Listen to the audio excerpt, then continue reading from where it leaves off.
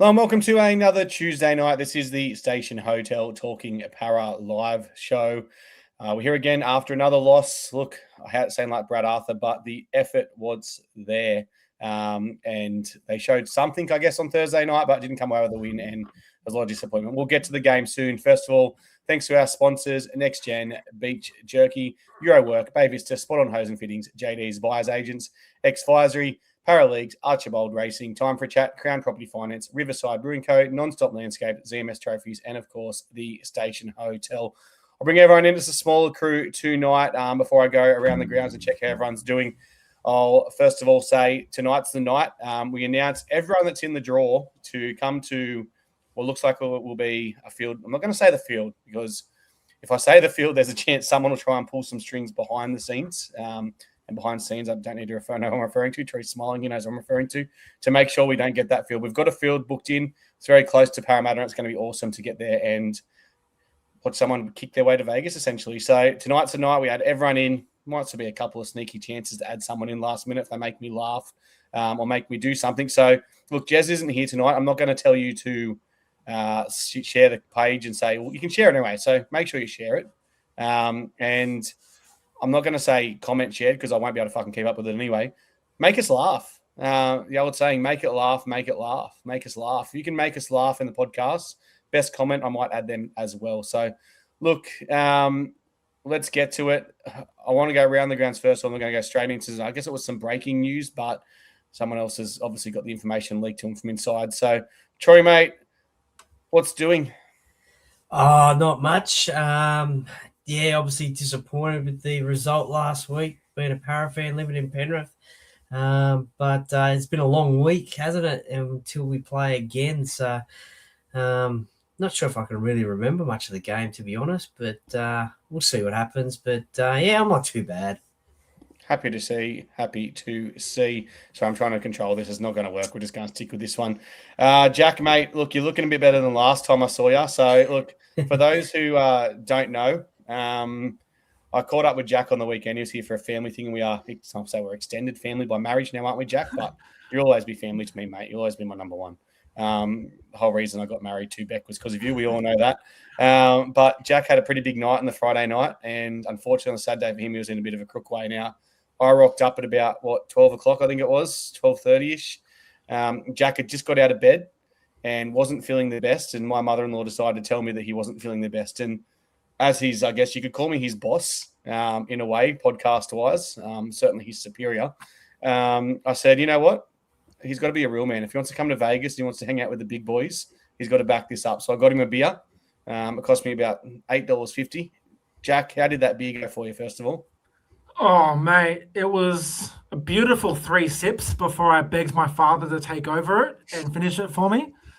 Yeah, turns out lack of water and an unholy amount of alcohol don't do very well for Jack. And the Friday night was good fun. The Saturday, not so much. It was more of a reset day, we'll call it. That's true. Sorry, Michael's taken offence. Actual number one fan. Well, you've never said a bad word about me, I guess, so that's always good. Welcome, Joel, mate. You're here early tonight. I always love when you come early. How you doing, mate? Yeah, good. Used to it, so that's all good. You can get a pill exactly for that, right, Rob. Just quickly, let's make sure everyone here acknowledges me first. So that'll keep happening. Yeah, you can get a pill for that, Geordie, Joel, have we actually found the guy that's in charge of this new Facebook group or something? Is Geordie the guy? No, absolutely not. You ruined my joke, you prick. Absolutely not. Damn it. You got me. You mean the account that lasted one day before they took it down? Like, come on.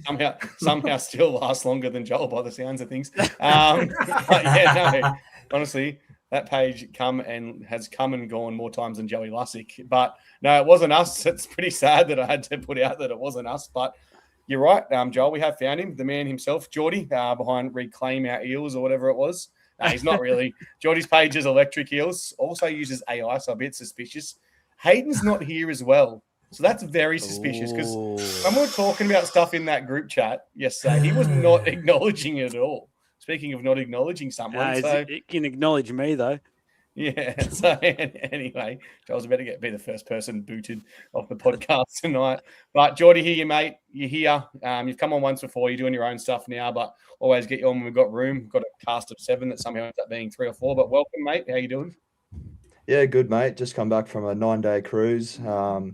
So yeah, not happy to be back. Obviously, still wish I was on the cruise, but no, back to reality now, and yeah, just getting things back in order.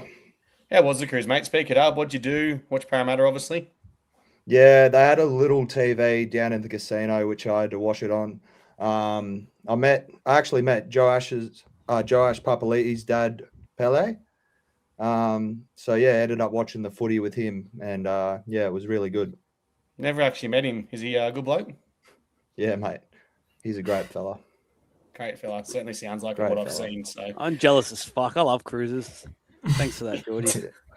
you like Makes you podcast feel any better, cruises? Joel. I'm going on one next week for 10 days. Oh, so fuck can- you, Jack. Oh, well. Everyone's going on a cruise. But it's all right. I'm going to Vegas. So I've never been on one, I'll so do I wouldn't that. know what they're like. So. I'll sneak you in, Troy. I reckon you're small enough to fit in my suitcase. Oh, thanks, mate. Appreciate that. Where are we going? No, Galaga.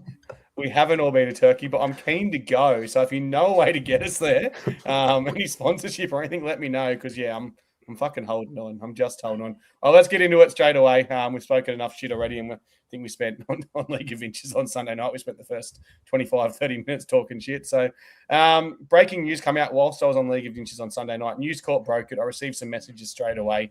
The junior Paula had allegedly signed a 2-year deal for the Perth Bears to be their captain there from 27 and obviously for season 2028 as well. Reports are that they blew Parramatta's offer off the table. Now, let's dive in this a little bit because there's been an update since. And I've been getting some messages. I've got some information. Won't say where from. They'll just assume where from anyway. But apparently, Parramatta come in with a disrespectful offer. Now, I don't know what the figure was. I've heard some rumours, and I'm not going to say it's exact, so I'm not going to go with it. He's on $950,000 a year now. Now, we all know, and I think Junior himself knows, that at the end of his career, he's not worth $950,000. He's not playing like a $950,000 player.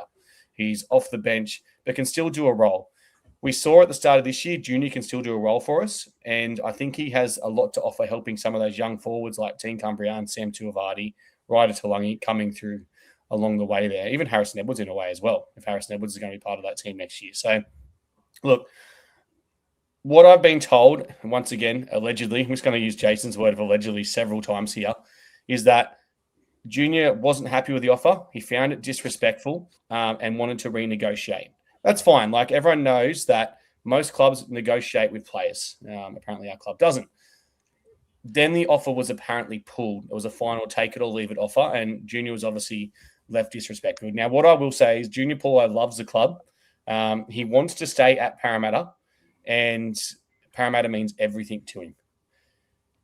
It hurts in that regard, and Joel saw I was a bit shaken up by it on Sunday night. It hurts that when we can't sign players and we have players wanting to leave our club, and a lot of players that need to leave our club, but there's a lot of players we would have liked to keep over the years that have left our club for certain reasons.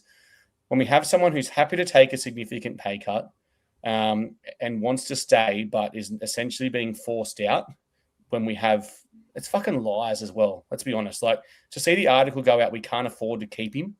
What a load of shit. Unless we're paying fucking all our young up-and-coming players $1 million a year, we can afford to keep him. It hurts in that regard. Now, where we're at now, he hasn't actually signed a contract for Perth. He's made an agreement with Perth, but he hasn't signed a contract, allegedly. He's still open, and I think Parramatta have come back and now are negotiating with him because there was obviously a bit of an uproar about potentially keeping him for a 1-year deal with a club option for a second. Junior wants to play 300 games. He wants to stay at Parramatta. He doesn't want to move his family. And I can give you that with 100% certainty. This club means a lot to him. Take that how you want. I know that some people will be taking it. Junior will probably be getting called into an office tomorrow. That's fine. Go ahead and do it because I've seen that man throw fucking punches and I can guarantee he can land a few. So start with you, Troy, mate. What's your thoughts on the Junior Paulo situation? Well, yeah, I mean, if everything you said there is very disappointing that they put in a pretty disrespectful offer for someone who's been at the club, well, most of his career and is a leader amongst some of the younger forwards and has been a captain of the club as well. Obviously you're right. He's not worth $950,000 at the moment, back end of his career. And as you said, he knows that as well. So I'm sure if he was willing to take a pay cut just to stay at Parramatta because he loves the club so much, then let's give him that contract to stay at the club. I know it's a business as well, and he has been injured the last couple of years, but he can still play a role at the club, and I'd want to see him stay at the club. Yeah, I can see some of the comments. I knew this was obviously going to sit on the fence big time, what people thought, keep him or move him on. And I get it. Like, I get people saying he hasn't been paying for his contract for the last couple of years, what he's worth. Like, I fully understand that, and I agree. He hasn't been. But we're talking about a lower contract where we have 23 players or 24 players signed for next year. I don't think any of the players we're going to sign for, let's say, 500, 550,000 a year are going to do the job that Junior can do. And that's my opinion. Geordie, your thoughts on it, mate? Yeah, look, mate, I find it pretty insulting that he got that low offer. I think, instead of being on $950 a year, a lessened amount of money per year, but give him like the option, like just sign him on a year-by-year basis. So sign him for one season with the option to extend for a second year. That's sort of how I see it. Obviously, he's not worth 950 grand a year now in the back end of his career, but yeah, I just reckon a year-by-year basis contract.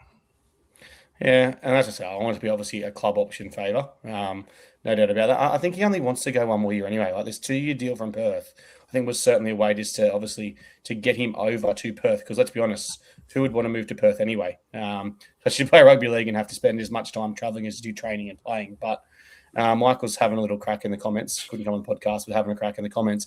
And it's true. I don't want to see us sign players. I don't want to see us sign players from other clubs and bring in the club that don't mean anything to you. Like, that's the biggest difference. If we only had 2 playing spots next year available and we're a chance of signing a quality front rower to replace Junior, I'd be okay with letting him go. But the reality is we can't do that, and we know we can't. We can't sign a thing, right? Managers don't even want to talk to our club at the moment. I'm going to blow it up here, but players that are at our club who are meant to be negotiating contracts right now have literally turned around to the club and said, we don't want to negotiate our contract. We want to wait and see on November 1st what else we can get. That's where our club's at. That's pretty bad. I know a lot of people wouldn't have heard that, so I'm just going to say it now, but that's where we're at as a club. I don't think we can be picking and choosing who we decide to let go, because we let go of Kelmer.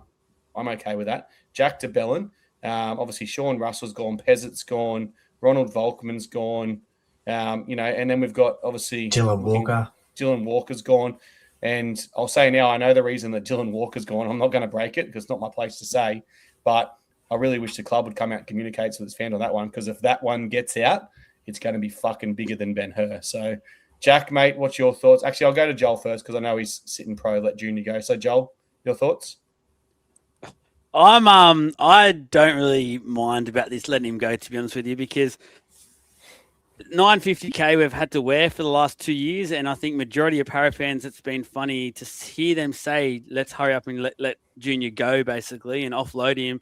When the time's actually come, now they want to kick up a stink. So, look, I haven't been a fan of a lot of what the club has done so far, but this is one that I can probably get around.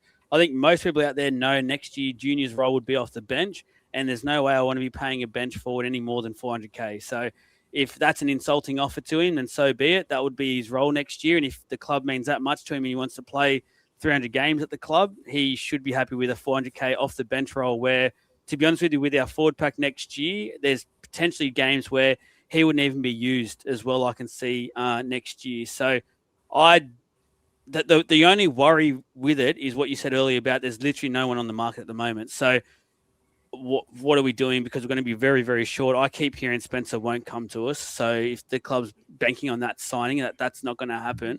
So it'd be interesting what does happen there. Obviously, we've got Hopgood coming back, Dury from both their ACLs, which can also be a bit of a risk as well, carrying 2 players with those big injuries that could go at any time quite easily with the reoccurring rates. So that is a worry, but at the end of the day, look, Junior's been a big servant of the club. Personally, I think Gutho was almost bigger and put his body through a lot more for our club. And most people who are out there were happy to let him go. So I think Junior, well done, mate. Thank you for everything you've done. But go and grab the money. Go and grab the 2 years, which I'll be surprised if you can get through the 2 years. But go and get it done.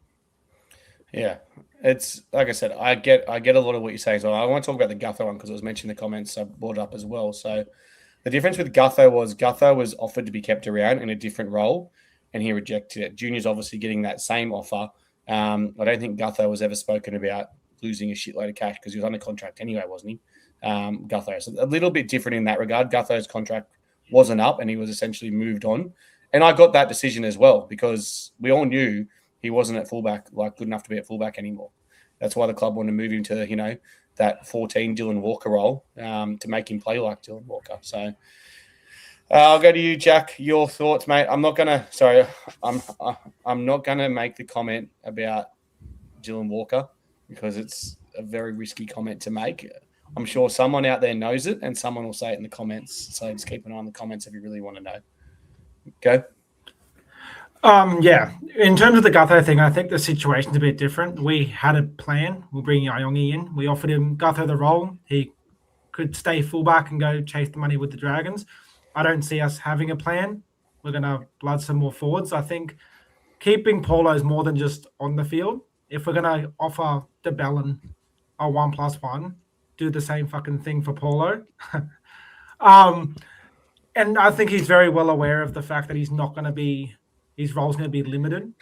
Do you need it? You want a moment, boys? No, get going. No, just quickly, Jack. I know you just for next year though. We've got T-Cum Brown. I reckon he is in desperate need of more minutes next year. Tuivasa will be exactly the same. Hopgood will be back in the middle. Dury will be back in the middle. Moretti will be in there in the middle. Like I think Jack Williams, depending on he'll probably go to the edge, but maybe not as well. We've got Katonga and Sua coming, so there's plenty in the middle. Like I keep saying, I actually don't think there'd be games that wouldn't surprise me if Junior sat on the 6-man bench and didn't play. So, and I don't see an issue with that. If he wants to stay with the club and help develop these young boys, and he's happy to take that pay cut, put him on the bench. If we think we need him as a bit of an impact player, chuck him in. I'm not saying prioritize him over any of the young boys, but with how little lacking people we have going into next year, I don't see an issue keeping him around for one more year. I'm not going to get into a bidding war with fucking Perth because they've got no players nor the money in the world. But if he wants to stay, have that limited role, and he'll jump in and play when he needs to, but spend majority of next year helping develop the boys. So when it comes to years coming by, they're ready to go.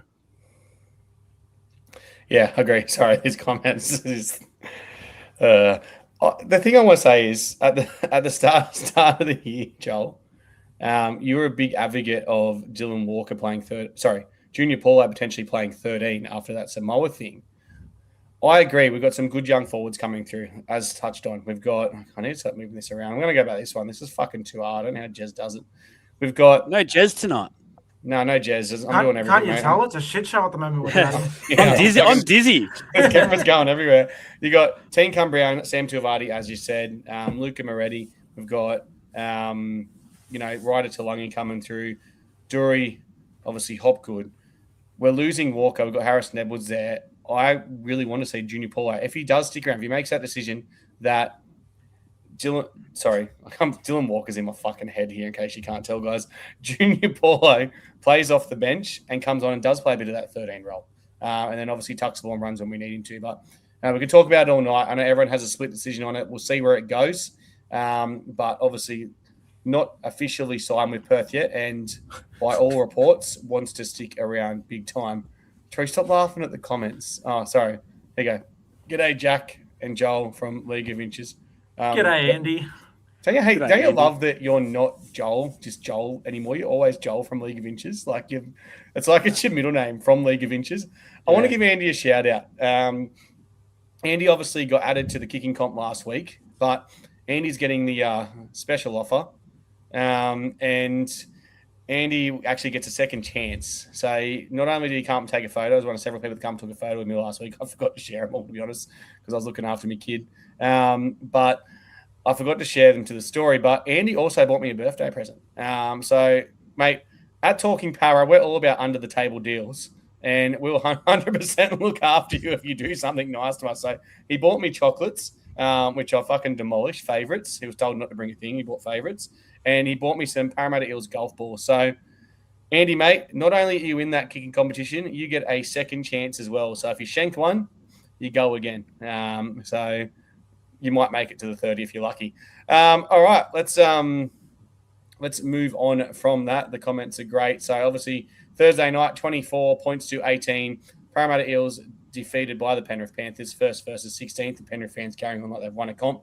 Our mate Joel, Supercoach Skipper, obviously it was good to be out there on my birthday. Thanks to everyone that walked up and said happy birthday to me, including the players and club staff that said happy birthday to me. That was great. And look, there we are. Apparently I'm banned from corporate areas, but there I am in a corporate area. So looks like it was all a lot of club fluff, and I'm not actually banned and just not allowed to have a season pass. So wonderful there. We'll get to the game now. I want to start by saying this. I thought obviously defensively we were a lot better. Individual misses are what cost us. The game itself,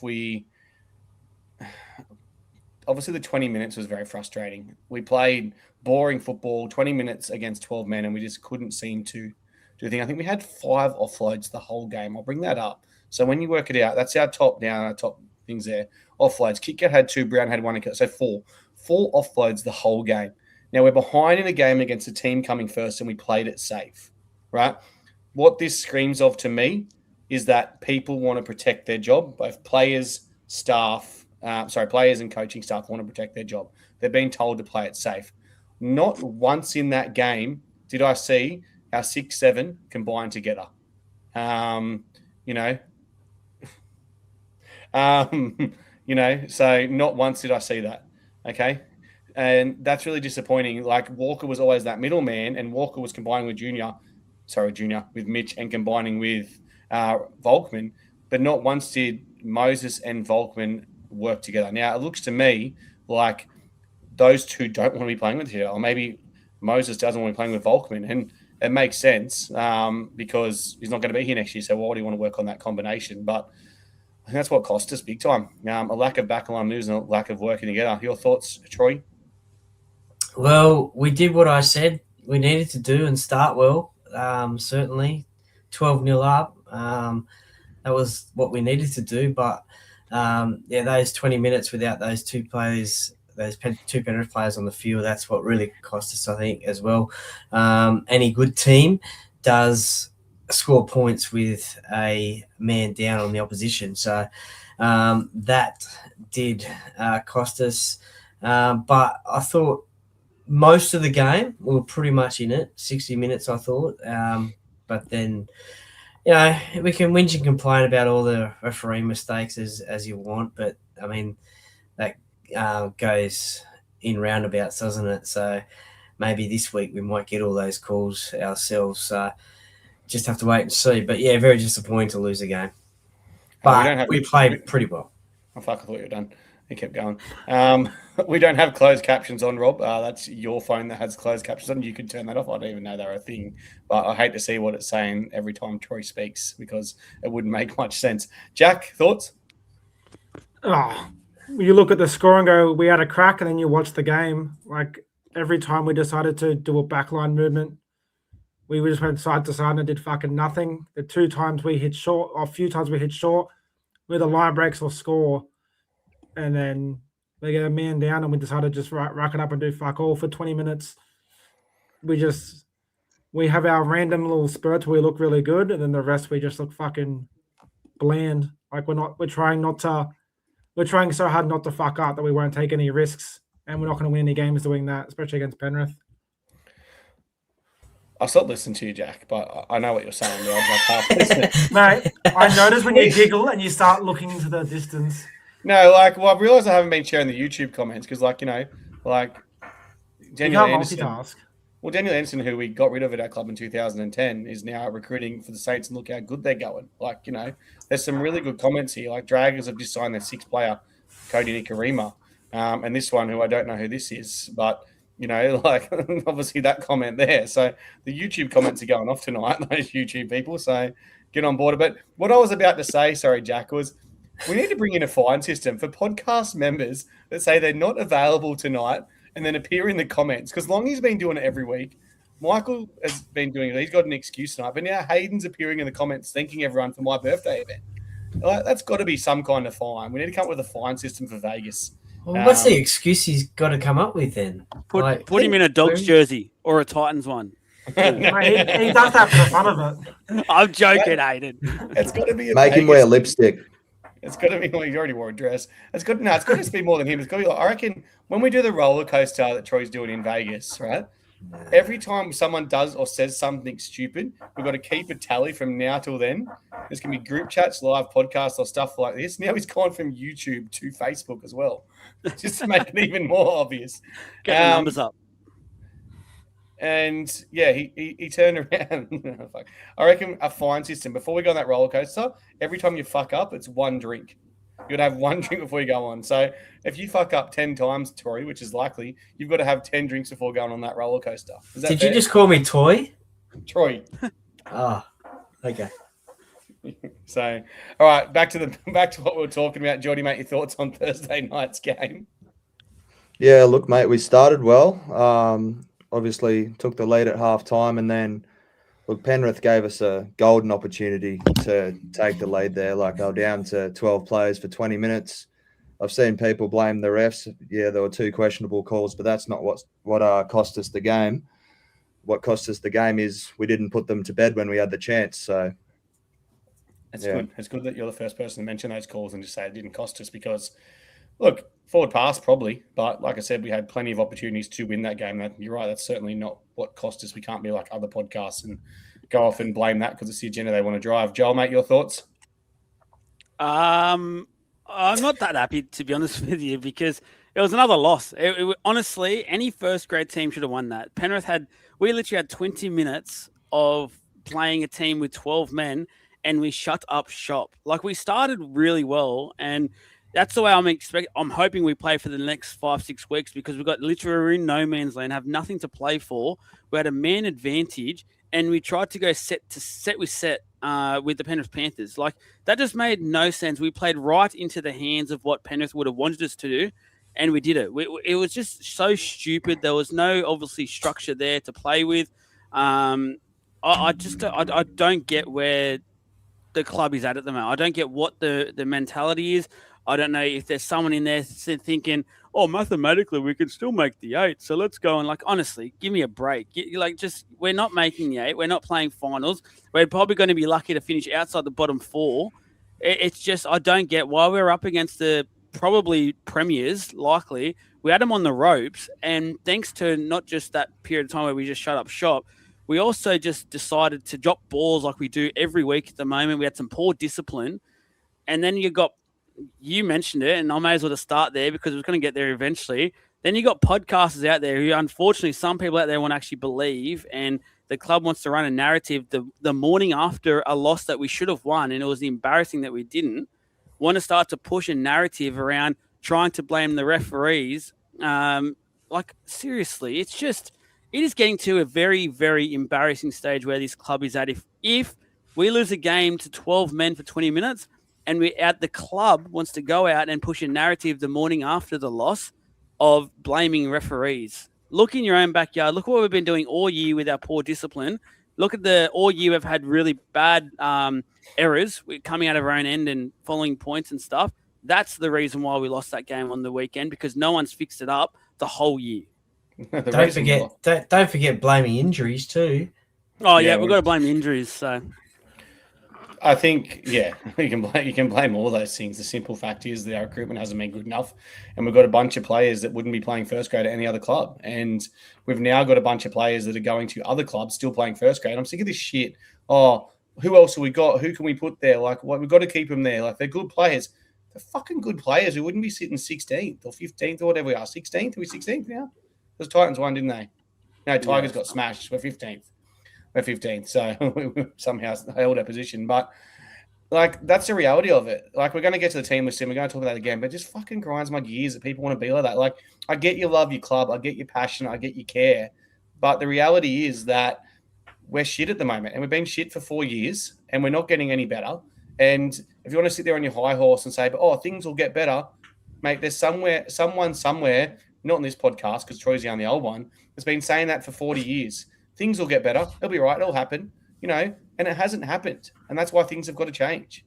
Anyway, let's get back to our awards for the week because, look, this was talking Jack Williams pretty much all week, once again for a second week in a row because Jack Williams was superb again, really taking on that leadership role. I know he officially wasn't the captain, but he was leading by example on Thursday night. He took out our Parra Leagues, proud sponsor there, Parra Leagues, fan-voted player of the match, fan-voted man of the match, yeah. Player of the match, man of the match, Jack Williams, he's a man. He also took out the Talking Parra voted Eurowork player of the match, proud sponsor Eurowork there. And he took out the 3 points in our 3-2-1 ZMS Trophies Talking Player. Talking Parra, fuck, I can't talk tonight, I've been back at work for 2 days and I can't talk. Talking Parra Podcast Player of the Year, took out the 3, Moses with the 2, Kelly the 1, which brings Jack very close to the top there. 3 points behind Joash, obviously hasn't played for a while. So it was Jack Williams' night. Obviously, Jack Williams was my man in the match. Honorable mentions to Mitchell Moses, who I thought tried his fucking ass off once again and did some good things. Yep, didn't win the game, didn't come in clutch when he needed to, but he was certainly one of the best on the field. Troy, who was your man of the match? Yeah, it was Jack Williams as well. He really stood up in this game as he has the last couple of games as well. But look, I want to ask you guys, could he be the captain of the team? I know Mitchell Moses is the captain and great player and whatever and this and that, but would that make his role in the team easier if Jack Williams was the captain? I asked the questions around here, Troy. Yes, guys, Troy. I've been thinking to myself, Jack, do you think that Jack Williams should be the captain of the team? And Mitchell, I want to swing it this way. I was never a fan of Mitchell Moses being the captain of the club. I wanted Jermaine Hopgood back then. I thought he was the only other option. Obviously, we just signed Jack Williams. Jack Williams came in, was put straight into a leadership role, right? Which showed that he obviously in that preseason he was showing something to be in the leadership role. Mitch Moses is the marketable person for Parramatta, and we know that Parramatta like to sell whatever they fucking can, including apparently physio courses. And Mitch Moses is the one that obviously sells those physio courses, but also he's the name that everyone thinks of when they think of Parramatta. Like you think of Parramatta, you think of Mitch Moses. Kids love Mitch Moses, all around that kind of stuff. So I'd like to see Mitch as the club captain and do that kind of stuff, and Jack Williams be the on-field captain. Now, this is obviously a player of the match, and Troy's just going to ask other questions, even though he's got his own podcast. But Jack, can you give me your player of the match and your thoughts on Jack Williams as captain, maybe in that kind of role? I also had Jack Williams as man of the match, and Troy, don't listen to Adam. I like when you ask questions, mate. He's just being a bit sour. I agree with you. Geordie, mate, we'll go to you next. Who was your player of the match? Following suit, guys, I had Jack Williams as my player of the match as well. Oh, he's still talking. He's not. Joel, thoughts? Player of the match, future captain, all that kind of crap? Player of the match, I thought Blaze Tulungi. Helped us score a few tries, so that was good. He'll come back with no defence, so that'd be fantastic. Captaincy shout. He's not coming back, by the way. No, he won't be coming back, but let's live in fairyland while we can. Captaincy-wise, I think there were some interesting points, and I've thought about it today, actually, and it probably goes a bit off topic slightly, but it's quite funny how much the club has fallen away with some of the lack of leadership that was around the club just a couple of years ago, and we were led to believe as fans from members at the club that they were the issues, and that was the reason why. So people like BA and Gutho and stuff, and maybe they were holding things together a lot better than most people giving them credit for. So I don't mind the Jack Williams shout at as captain. It means he'll probably have to play 80 minutes week in, week out, which he can do. In the back row. Potentially, would that mean no Kit Kat or him off the bench? Because I'm dropping Kelma. Well, obviously next year. I was talking about next year. Sorry, I just don't care about this year. So I think Kit Kat. You have the option there that Jack starts in the second row, and obviously moves to that front row position as well to give Kit Kat, his minutes there. I've never been a fan of back rowers playing 80 minutes when you've got versatile front rowers as well. So you could essentially Kit Kat off the bench after, 25, 30 minutes or whatever. You put Jack Williams to the front row, And then when Jack's ready for a break, you give him a break. He's going to get a break at halftime anyway. And obviously, it means obviously his second rowers have to be able to play both sides. But then Sua gets a break as well there. So there's plenty of options.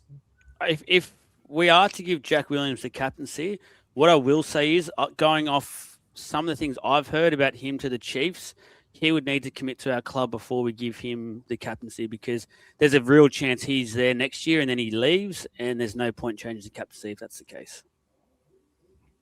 Yeah, fair. Sorry, I just got a funny message off someone. I'll talk about it later. All right, let's move on from our player of the match and go to the young star. The young star was Sam Tuivasa. I thought Sam, the stats don't really highlight how good he actually was. He bent the line quite a bit there on Thursday night and really aimed up against Penrith's forward pack. It's his best performance, I think, since he started. 47 minutes, 15 runs, 128 run meters, 42 post contact, 3 kick returns, and 28 tackle. That's the Archibald Racing young star of the week, Sam Tuivasa. Mate, obviously we've seen it. Junior's back for this week, and Sam Tuivasa obviously keeps his starting spot. So big thing in future. I won't go to everyone, but Jack, Sam Tuivasa starting for you next year, round 1? 100%. I would have. I don't know who I'd have partnering him just yet. Kind of see how the preseason goes, but he locked up that front row for as long as he's at the club and able to. I'm a big fan of a big and a middle. Sorry, a bigger and a smaller front row or middle, whatever you want to call it. It depends who we're going to play at lock. So I'll be playing Hopgood in the front row, or Luca with Sam, and obviously that gives you, Ryder off the bench. Sorry, Ryder or Team Cumbrian, Matt Dury, whatever they decide to go with there as well. Won't be Spencer Lanu, guys, so don't get too excited. And then you've got a few options there as well around that. So that's what I'll be looking at. Troy, what would you do for next year? Sam Tuivasa starter? Yeah, definitely. The more minutes he's playing this year, he's getting more experience and just going better and better each and every game. So, yeah, it's a no-brainer. He starts for me. Yeah, fair. People are asking where Hayden is in the comments. Unfortunately, he's at an AA meeting tonight and wasn't able to join us. He got addicted to Scooey Moi Mois. And on that too, the Scooey Mois, we had a bit of a hold up there with some things at Riverside Brewing Co. They'll actually be released soon, so you'll be able to buy your Scooey Moi Moi soon. Hayden, you're banned from Scooey's, so that's it. Let's get on to the JD Buyers Agent Supercoach player on the rise. I know you're big on your Supercoach, Joel, and it's a risk, but with Mitchell Moses, obviously he's $396,000, which is probably the cheapest he's ever been, wouldn't it, across his Supercoach career. Score of 89, 1 try, 2 tries. I saw a side of Mitchell Moses that on Thursday night I thought to myself, he's fucking sick of fans putting shit on him. Like, he's kind of realised I haven't got as much quality around me. I'm going to pick my moments like some of the other big players do.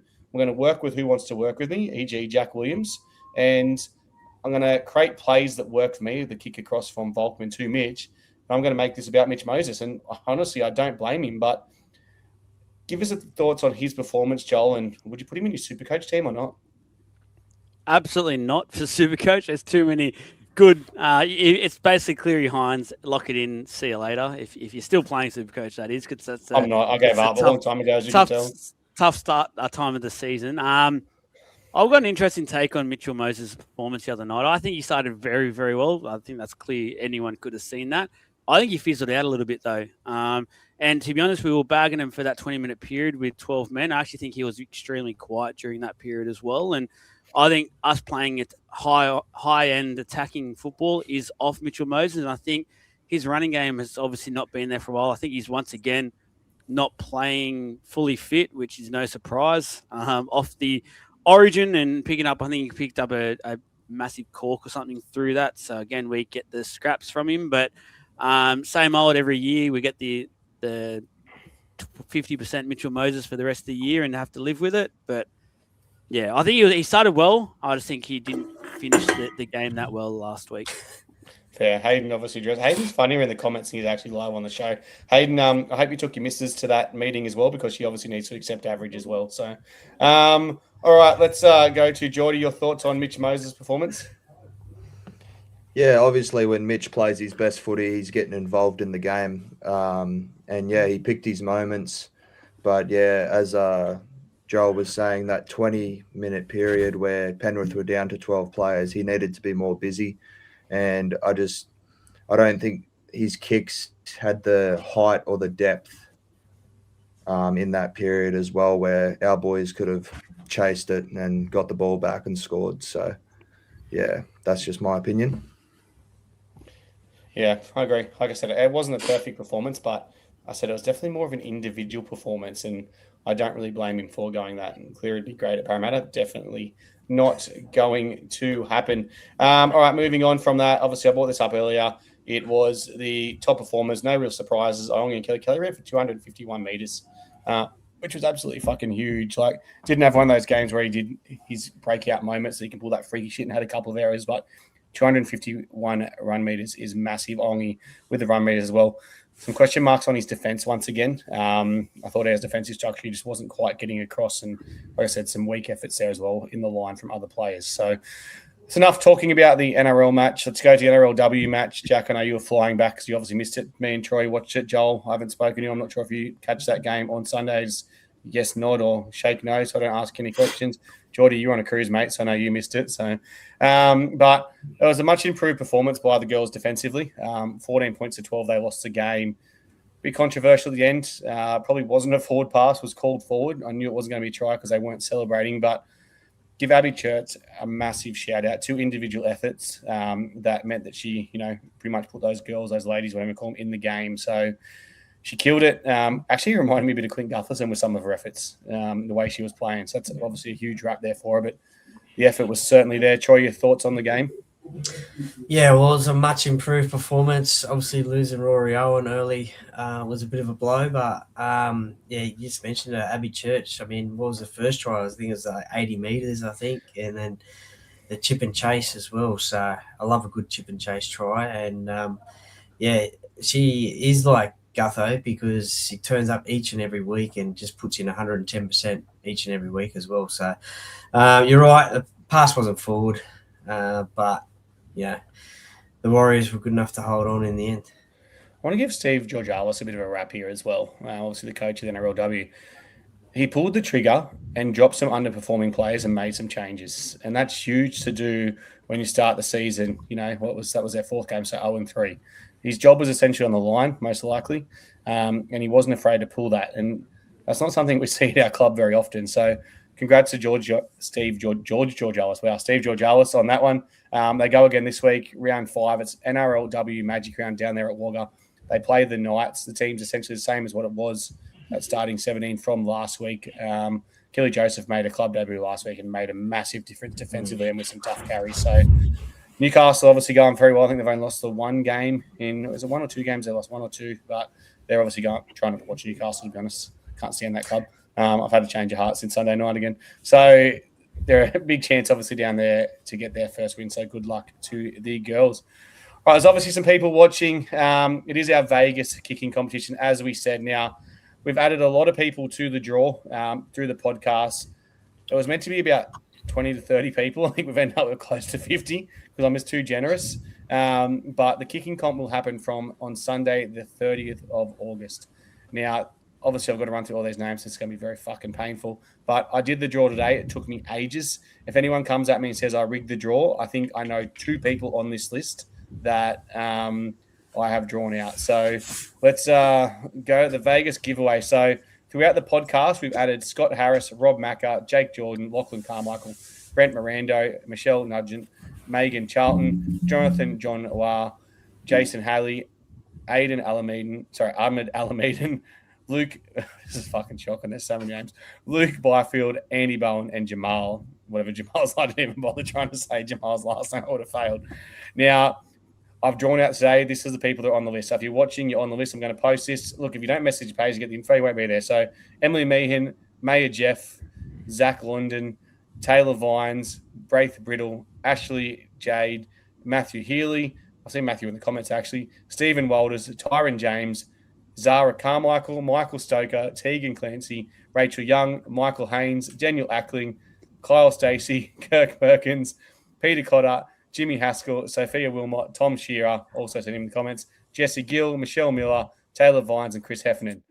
From Instagram, Liv Harrison, another Khalid, Everything Sweet White Talene, Dennis Farris, _Parrios, Life is Peachy, Zach Tedusky, Flowers MCA, Grunter Led Ferret, Ahern under 12. I guess that's Wollongong keepers, Brady Tonelli, 1986 France Gold. It's Scotty G. Fuck, that took me ages. I know 7 of those games confirmed, not rigged. So there you go. Lots of people obviously there in the comments. Lots of people here have been selected as well. So that's good. Always love to see people that support us be involved in that kind of stuff. So Sunday, the 30th of August, I'll post that up and people have a chance to message the page. Message the page if you've seen it now. Save me the fucking trouble. And I'll give you the details. It's going to be a massive day. So, as I said, we've locked in a venue. I need to obviously finalise that and make sure it doesn't get out before they try and cancel it. We're going to have a barbecue there as well that will go back to supporting that junior club. So, get there. We want heaps of people to come and watch. We want heaps of people to come and support it. So, what I'm going to do is, just to make it even harder for those to win that have been selected, if you come and watch that kicking competition, I'm going to select 5 people to come and watch to actually get involved. So, rock up, bring your boots. That's part 1. Part 2, we're working with having either some promising juniors that can kick or some ex-NRL players there on the day to kick goals, and you'll be able to get selected by them by a lucky draw. So big chance there to make it even better, just to encourage people to get there. I've had a sponsor of the Parramatta Eels, which is quite funny, give me a 2026 signed jersey. That'll be a lucky door prize for people that turn up on the day to watch. So worth getting out there, worth supporting. Obviously, those someone's going to win a trip to Vegas. It's going to be absolutely massive. So good luck to all those that got in there. Fuck, I don't feel like talking anymore. That was huge. Troy, you'll be there. You're not kicking because I scratched you from the list because you're going to Vegas. Are you going to kick for anyone? Is someone desperate enough to come to you and say, will you kick for me? I'm happy to give it a crack. Yes. I'm probably a bit of a toe poker, so I'm not exactly a great goal kicker, but I'm willing to give it a crack. Yeah, fair. Jack, mate, I think you're coming down that week. And you're talking about coming down. Can you kick? I know you're an average C grade Oz tagger, but can you kick goals? Mate, I'm an average A grade Oz tag player. Oh, and promoted. I'm an elite goal kicker. No one knows because I'm up stuck here on the sunny coast, but just you wait and see, mate. There you go. If anyone in the comments wants to book Jack, it means he has to come down. So pick Jack instead of me. Yeah, pick Jack. I agree with Troy there. Fair shout. Yeah, I can't imagine Troy being good at it. Look, getting to some of the breaking news, I want to say congratulations, first of all. There's always been talk about us doing a Talking Parra dates. Obviously, we get a lot of people come to our events, a lot of things like that. And so people say, you should do a dating thing or a speed dating. People don't know, me and my wife actually met at speed dating. There you go. So we've often thought about it. Obviously, we had a bit of success with Jack being in a relationship for a couple of months, the back end of last year. But it's gone to another level this year. We've actually got our first Talking Parra couple. So these two here, Jamal and Megan, they've met through Talking Parra. Megan is on the list actually for the comments as well. She absolutely ripped Troy a good one the other day. Now, they're an official couple. They're the first ever official Talking Parra couple. Now, they made me promise not to tell anyone because their families don't know about their relationship yet. So here I am telling everyone. So congrats, guys. We're happy for you. We're proud of you. And wish you all the best in the future. So hopefully you can get to Vegas. And I know it's a new relationship, right? But if you guys if you move along fast and by February you decide you want to get married, because you've met through Talking Parra, we'll pay for the ceremony in Vegas. Obviously we're already putting a reception on, so we'll pay for that ceremony if you decide you want to get married. Just put that. If anyone wants to get married, let me know. Message the page. I want to marry someone in Vegas. I want to see Troy wear his jacket and marry someone in Vegas. So, Joel, would your missus marry you yet? You reckon? Or she's not keen yet? 2 kids, she still doesn't know.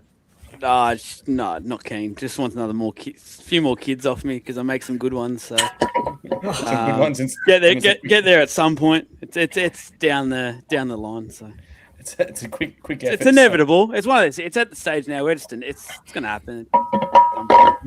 What is going on? You're right there, Jack. Mute yourself. I'm good. Let's move on to some other news from that. Obviously, Talking Parra, I did leak the Indigenous jersey. Looks great. Congrats to the artist there for doing that jersey. It looks fantastic. So I'll probably be buying one. I want to try and get one signed. And actually I want to set something out to the club here because I know they'll be watching. So I'm just going to throw this out right now. Okay? Every time you do one of these jerseys, you do a special auction. You do an auction where players go. Now, I worked it out. The Legacy one, that your money went to Legacy for the Anzac jersey, you've made $60,000 off that. $60,000 of people paying for those jerseys. Our club does not need $60,000 at all, right? They gave 10% to charity. Now, with these Indigenous things, I want to set this to the club and I want everyone to obviously put it on them. We need to turn around, use as a club, need to turn around and give so much more back to an Indigenous charity. If you go and raise $60,000 off that, that all should be going to Indigenous charity. If I get a jersey signed, which I'm trying to organise, if anyone's got a way to get a signed jersey done from the men's team, I've already got one locked in for the NRLW team, hopefully. We'll auction off. We'll give 100% of those proceeds to a charity of, someone's choice. We'll work it out. So that's what I want to do. I want to set that standard to the club to do that. So if anyone can help us out, because obviously the players have blocked me because they've been told to and not told not to talk to me, so I can't get a signed jersey. So I need someone to organise that and make it happen. What else have we got in news from the week? Wait, whoa. Okay. That jersey, I just want to say one thing just quickly. There's obviously a fair few comments I was reading and stuff about you leaking this early.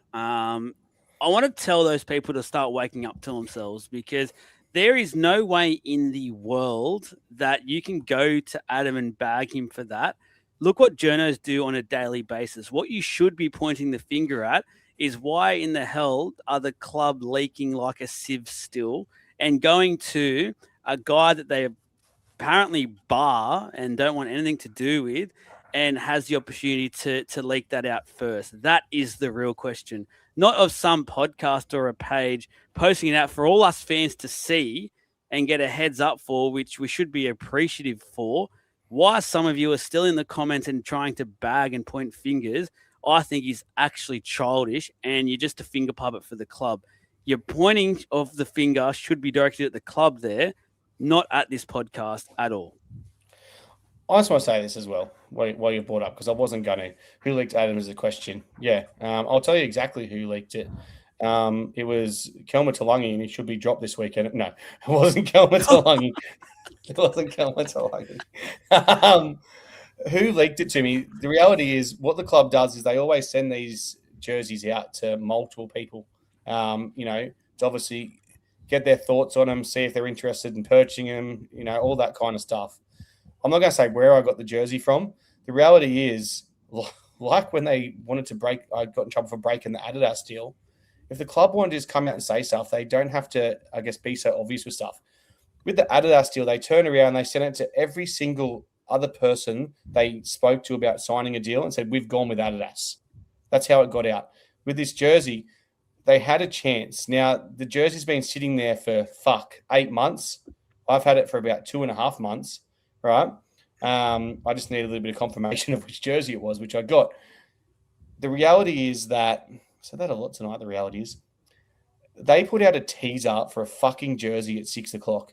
If they would have turned around at 9 o'clock in the morning when they put that teaser out and everyone would have got excited thinking it was a player or we've made some big signing, if they would have turned around and just gone, this is the jersey that's put your video was great. I'm not taking anything away from the content people that did that. It was awesome the way Parramatta did that. And that's what people got offended by, because someone had put such hard work in. I just leaked it. I'm sorry, but my post of a picture was nowhere near the level of your video, right? But all you had to do was at 9 o'clock post that video, and everyone would have been happy. And then we wouldn't have got the chance to leak it, even though I had the graphic done for quite a while. So that's on you guys. But like I said, it is a great jersey. Artist has done fantastic, and he deserves a lot more respect than what he got. So good to him. There's not much other news to get around. Talk of signing this guy as well. Oh, shit, I accidentally almost deleted it. Solomon Sakuru on a development contract apparently for next year. Not sure the length of the deal. Not sure if it gets upgraded after that. Currently the top try scorer playing in the centres there for the West Tigers. Don't know a lot about him. Spoke to some people. Apparently he's a weapon. Spoke to some other people that said he's not that good and he has feet for hands. Other people compared him to another Kit Kat, yet smaller. So don't know when they're going to announce that one. Apparently it's only a development deal anyway, but I think we need some more depth in the centres with the fact we're losing Sean Russell. And we're not going to go off and sign a top centre. I think our starting centres next year, I probably will send a penny. Will Penasini. Will Senapini. You've taken on the Hayden Minch with that one, mate. I told you I'm fine. I'm so tired. I've had 5 weeks off work and I've been back doing 12 hours every day since I come back. Sleep deprived baby shit. So Will Pedersen and Jordan Samrani, Araz probably in reserve grade there. So yeah, we do need another centre. So this looks like it's going to be it. Obviously to step up there if given the opportunity. Was that another leaked jersey that you just popped up there with that he was wearing? No, this is a dream of mine. Yeah, but it looked pretty good. Yeah. It's fucking awesome. They should do it, and they can do it next year, so they probably will, and I hope they have because I've been posting everywhere. It'd be funny as fuck. But no, it's just a concept of mine. So Right. not a lot else to talk about news-wise. Just some quick plugs. Obviously, we've still got some horse shares available if you're looking to that. We've got something coming up there with Archibald Racing as well. Fui Nene, the horse will most likely be known as. It's actually going really well, and it's fucking looking really good. So we get a chance to go down and meet that the 23rd of August. That'll be open to all Talking Parra and Parramatta fans to come down there. Post more about that soon. Like I said before, our 2027 sponsorships are available. If you're interested in that, messages. We do have a new sponsor in Next Gen Nutrition. They are online at Next Gen Nutrition. Google that. You'll get 10% off if you put TP10 in if you do like to buy your subs. I'm talking about the legal ones as well. So TP10 to get your creatine, your protein, your pre-workout, whatever you like. Before we move on to this week's game, I'll just say quickly, shout out to Dylan Brown, obviously someone I'm quite close with as well. So Dylan, mate, it hurt to see you go down injured, even though I hate the club you play for. Don't hate him as much anymore, but still hate him quite a bit. It hurt to see you go down injured. Just, didn't deserve that much, playing some quite good footy. I know, Jack, I'll let you have your say on that, mate. Are you okay? Have you got over it, or? No. Did you? I cried. I openly wept, but mainly because No, you go, mate. Sorry. I was just going to say, did you change your tattoo to jump stupid in the air, then go yourself, Dill Brown? Yeah, it's actually I'm getting a paragraph written of little lines you tell me to put on. So it's going to become like a leg sleeve at this rate, I reckon. It's going to be, mate, you've had 3 ACLs, retire, please, but go yourself, Dill Bags. I reckon by the time the contract's up and done. Fucking hell. All right. Joel, mate, we're going to our next match. Are you going? You said you had to go. It's been right on. I'm out of here. Goodbye, boys. Goodbye. He's gone. Fuck that Joel guy, right? Yeah, he's a fucking wanker, eh? Honestly. So negative. We're going to win the comp next year. League of Millimeters, more like it. Next match, Sunday. Now, if you are heading to the game, I haven't got the graphic up. I've got to do the graphic. I didn't quite get to that, but we are at the Station Hotel before this game, 1 till 3. We've got $650 bar tab there. We've got some finger food provided as well. It is the Paradise Takeover, and we're walking down to the game. So get there, Station Hotel game. As I said, the Jerome Luai Cup this week. If Luai actually has a go or he throws some intercepts at Parramatta, it'll be interesting to see. Does not seem happy there at the Tigers at the moment. Running through the team list, and same, but not different. Besides Junior Paulo returning, exact same starting team, and Junior Paulo returns to the bench. That's about it. Still no Riley Smith. I guess what's I was saying, Insanity is doing the same thing over and expecting a different result. Yet here we are again. We've been close, obviously, against Penrith. Penrith are better than the Tigers. We can beat that Tigers team. I just don't get it. I don't get why we're picking players still. Your thoughts on the team, Jordan? Yeah, look, I like that Junior Paulo's back into the team. I think he can offer quite a bit off the bench. But yeah, look, Tigers are an absolute basket case at the moment, so we've got to be winning this one. Yeah, message the page if you want to share, Alan. I like it. We're obviously got to get that name officially approved. So, your thoughts on the team list, Jack? Yeah, it's what I expected. Knowing our luck, even though the Tigers are the most dog shit club in the comp, fucking Kai Pearce-Paul will come on the field in the 87th minute with a busted knee and kick a fucking field goal for us to lose. That's just how it always goes. Jackson Hastings is going to fly back to Australia to beat us again. In all honesty, I reckon the 4 of us could play, and only the 4 of us, and we'd beat them by 50. I think we've got a better chance of talking Parra than they do to win, but it doesn't matter who the side is. We should be beating these guys comfortably. Look at this guy. Comes third in an MVP thing in an OzTag competition. I said I'm sorry. At any point did I say I would? I said us. Yeah, I know, because I was about to say he thinks he's good because he thinks he can carry Mr. Troy. I played international OzTag. Get me on the field. I wasn't going to mention that, but here we are. You mentioning it. So, If the okay, I shoe played fits. international OzTag. I just thought, are you good enough to carry Troy? Because, Jordy's a big dude. He can cover us. Right, Right? I carry my injury-riddled brother who's bigger than both of them, so I think we'll be sweet. Yeah, that's fair. Okay, cool. Yep. Your thoughts on the team, Troy? Well, it's pretty much what we had to pick, wasn't it? I guess. Well, I mean, we've only got, 20 players to choose, 22 players, 23 players to choose from. Are you on Talking Parry on a different podcast? Honestly, it's a very simple solution. A very simple solution. Jack Williams to the second row, okay?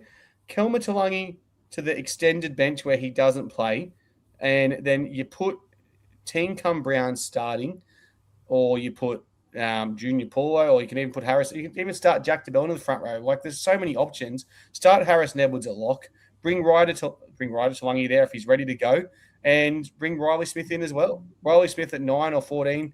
It's a no-brainer. I don't get this shit where you're saying it's what we had to pick. We've got options.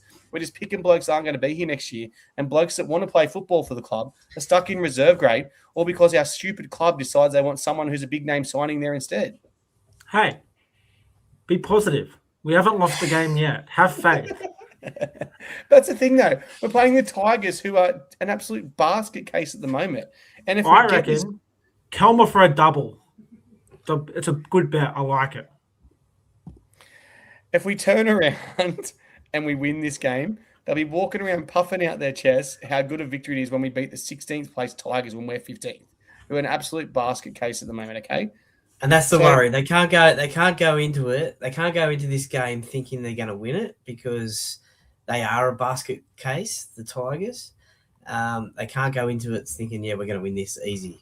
They're going to go into it.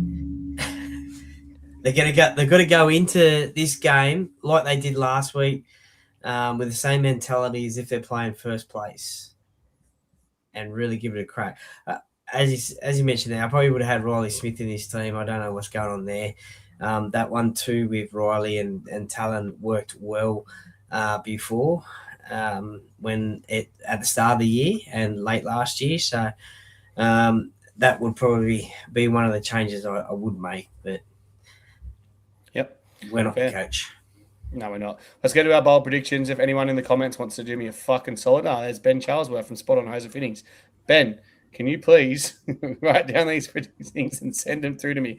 Our bold predictions for this week: score, first try, and bold prediction. Geordie, mate, you're the guest. I'll let you go first. What's the score, first try, and bold prediction? Look, I'm going to be hopeful here and say that we're going to win 46-10. First try scorer, Brian Kelly. And my bold prediction is that Mitchell Moses has 4 try assists. I hope someone got that. Hayden, mate, Jez isn't even here. That's how out of touch you are. So I won't write this shit down. Why don't you write down everyone else's and make yourself useful for the podcast at once? Troy? Parra to win 48-10. First try scorer will be Will Penasini, and bold prediction, the Fox to get a triple. Jack? I don't know. Yeah, fuck it. Parramatta to win 52-18.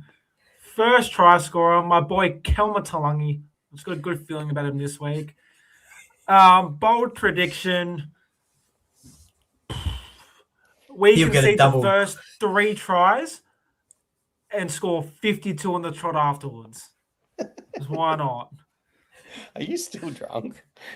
Is it possible? Nah, I'm just in a good mood. I'm just happy. So if the Tigers have 50 on them, they can't win the comp again. 4 years in a row. Can't win, can win, can't win. Nah, I think it balances out after 4. Okay. Have you done that before? She loves me, she loves me not. She loves me, she loves me not. Yeah, it always ends with she loves me not. Yeah, we know, we've seen it. All right, so I'm going to go my scoreline. I think it's going to be, I reckon we could be in for an interesting game, like attack-wise. I'm going to go 31-30. My first try scorer, he loves to score against the Tigers. I'm going to go Mitch to go the double first try score 2 weeks in a row. And my bold prediction is for Junior Paulo to come off the bench and kick a field goal. No, my bold prediction is it might be Mitch that kicks a field goal. I'm going to go Volkman to kick a field goal. I think Mitch's will They'll rush him. He'll throw it back to Volkman, and Volkman just pop one from nowhere. So, actually, no, I'm going to change it. Walker to kick the field goal. There you go. Oh, Walker will be on. Yep, 100%. So, all right. That's pretty much that. We're going to get to some questions quickly. I haven't really been caring. Did any comments make you guys laugh? Like really, really make you laugh? There was a good one earlier. I can't even remember it. I think it was from YouTube. But get your questions in while we're thinking about that. I forgot the star stuff. So get your questions in and we'll answer some quickly. There's been some flying along. I'm just going to scroll back through. Hope the Tigers team is not listening to this. Yeah. The whole prediction Tigers to have a vape instead of Gatorade in the goal. All right, let's go. Let's go back. What's our plan for 2028? Are we going with juniors or going on the market in November? This club confuses the shit out of me. Well, let's go back. The season is 2025. Dylan Brown has departed the club. Because of a stupid option in his contract that someone fucked up yet still has a job. And he was able to talk to clubs at a time when we couldn't sign anyone. That happens in 25. So we're planning for 2026. We drop Dylan Brown, and we bring in Joash Papali'i at 5'8". We go on a run. Looks like Joash will be our 5'8" for next year. We then make the decision. We sign Jonah Peasant because Jonah Peasant's going to be a 1-year deal because apparently, even though they won 8 of their last 10 games, Joash isn't ready yet and Lorenzo isn't ready yet either. The year is now 2026. We're playing Ronald Volkman because Peasant didn't work out and Ronald Volkman is going elsewhere. Yet Ronald Volkman has not been dropped, even though he's going elsewhere and he's not part of the plans. But the guy who is apparently still part of the plans, who was part of the plans last year, who was a future, is Joash Papali'i, who can't play. Lorenzo is apparently still not ready, but may be ready in 2028. Does that help? I reckon we signed Daly Cherry Evans on a 1-year deal for some veteran leadership. Because honestly, I am that confused that I have no idea how it's going to work, to be honest. So I don't know. I think either Joash or Lorenzo plays in 28, but who knows? Who knows what's going to happen? Because that's if they're still here. Like, if I was them, I wouldn't want to be waiting around and, being told a bunch of different things. Like, well, we'll get to the end of the 2028 season. Lorenzo's just won Rookie of the Year in Perth. He's the next great thing. And Ronald Volkman's come back after another shoulder injury from England. Man of Steel in Super League. And Mitch Moses has just given up and started fighting people in the crowd mid-game. And we're still here talking about Parra every week going, you know what? 2040 is looking good. Parramatta Eels AA meetings. It's hard. It's hard accepting average. Yeah, like honestly, I to answer your question, I've got no fucking idea what we're going to do. November 1st, obviously, we can talk to players 2028. We've got a lot of money to spend, but we've been able to talk to players for 2027 from November 2025, and we've managed to sign Jerome Luai only recently in junior. Jaden Sewer not that long ago either. So. Yeah, I've got no hope. That's it. He's right. Like, Sanders was promised he was going to take over eventually. So Blaze left. They're all leaving, mate. I've got no fucking idea. That was a long question. Happy birthday, Matt. Yeah, happy birthday, Matt. Any other questions anyone wants to get to? So we're already a 3rd-year cuck deal by then. Don't worry about it. Well, Troy likes to be the cuck, so maybe he'll get involved and he'll sign a 1-year deal. So I think that's it. There isn't really any questions. Do we even have the ability to sign 30 players? I'm doubtful. No. Well, we've only got 24 on the books for next year. Who knows what's going to happen with junior? So there you go. Roy's made a very valid point. It should have been. And it was. It was for a long time. Now they're talking, obviously, Lincoln Fletcher and Lorenzo Talatina and stuff like that as well. But, yeah. Did you guys touch on Blaze? This is talking Parra, not talking Penrith. But we only talk about Ryder Talangi now, not Blaze. I think he missed 7 tackles, and I think we only ran him twice. So how he managed to miss 7 tackles and we only ran him twice? Obviously wasn't his best effort there, we know.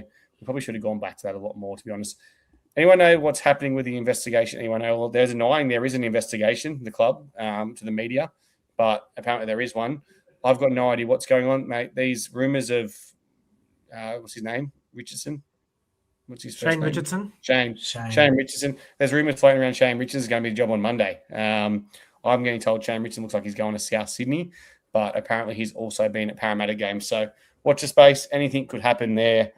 What I will say is it'll have to be a firing thing because I can't imagine anyone will quit. Tuivasa only signed until 2027. Can we keep him? Well, he goes to the market November 1st. I don't know if you hear earlier in the podcast, Marcus, but what I did say is it looks like some players don't want to negotiate their contracts now and they want to test the open market. So very concerning that that's happening. Yeah, it's obviously, pretty bad then. That's pretty much it. Not much else to touch on. Wait and see what happens. And we will see you next Tuesday. Go Parra.